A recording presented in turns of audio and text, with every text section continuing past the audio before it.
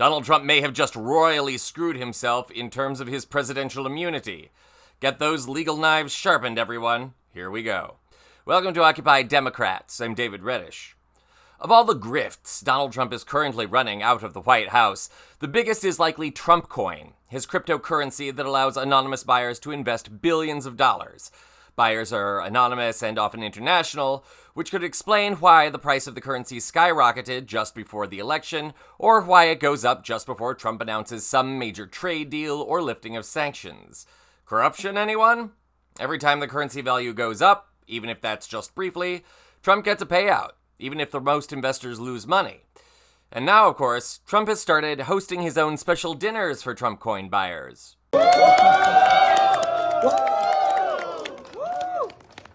What a nice place. Did you get to see the helicopters? Yeah, super cool. Good seeing you. Covered up pretty good.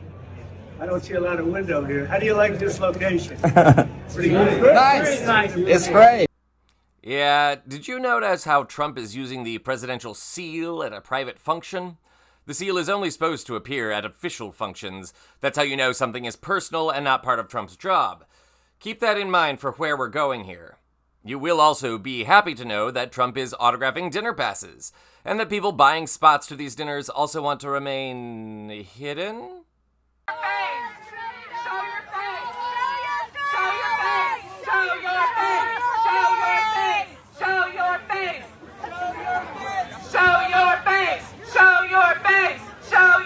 Yes, that Trumpcoin buyer was just wearing a mask on his way to dinner. And did I mention that the dinner to this function requires Trumpcoin buyers to spend between $55,000 and $37.7 million to attend? That's an average seat price of $1 million. Seats at the dinner were reserved for the biggest owners of Trumpcoin. The top buyers also got a special White House tour. This appears to violate the Emoluments clause of the Constitution, which prohibits the president from using his office for personal profit, and that has both Democrats and Republicans crying foul over the dinner. You know, why do Republicans not care? Because whatever Donald Trump wants to do, Donald Trump does. And they saw, whether it's the Access Hollywood video or the indictments, that this guy is magic, and he always ends up landing on his feet, and their base loves him. So they're afraid of him. So some of them may care a little bit, but not enough to do anything about it. But look, the implications here are serious, right? Democracy isn't dying, it's being rug pulled. That's basically what the message here is. And, it's hard to look at what happened last night and not see it anything other than bribery dressed up as a fancy cocktail hour. I mean, it's so obvious. It would be transparent if we knew who was there, but it is obviously bribery. And, as Peter was saying, we've seen something like this before, not to this extent, certainly, but I'm old enough to remember Bill Clinton and, allegations of renting out the Lincoln bedroom and Chinese donors and scandals, real scandals that I think actually damaged Bill Clinton. Oh, well, that's good, right? Even if Trump is offering White House tours and speaking before the presidential seal, the Trumpcoin dinner doesn't violate the Emoluments clause because it's not an official function, right? And with that declaration, Karoline Levitt just blew a major hole in Trump's immunity defense. Check this out. And see who's paying for that kind of access to the president?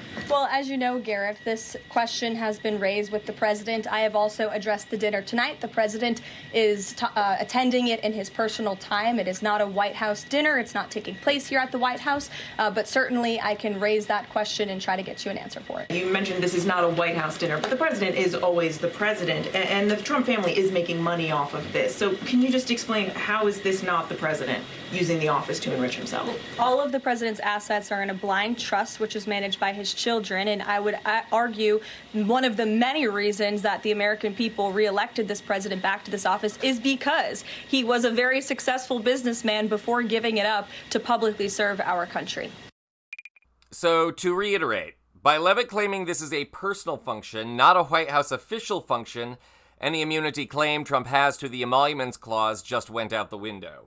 He can't claim this is an official function and therefore opens himself up to prosecution when he leaves office.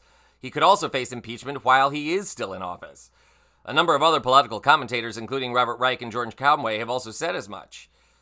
Trump may think he's free and clear here, but in reality, unless he kicks the bucket in office, and if so, wouldn't that be terrible, when he leaves office, Trump will face some major prosecution and will not have government protection.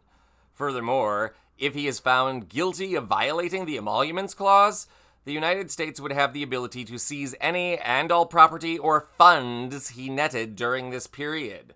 And that says nothing of potential prison time. So hey, maybe Donald Trump just found a way to pay off the national debt after all.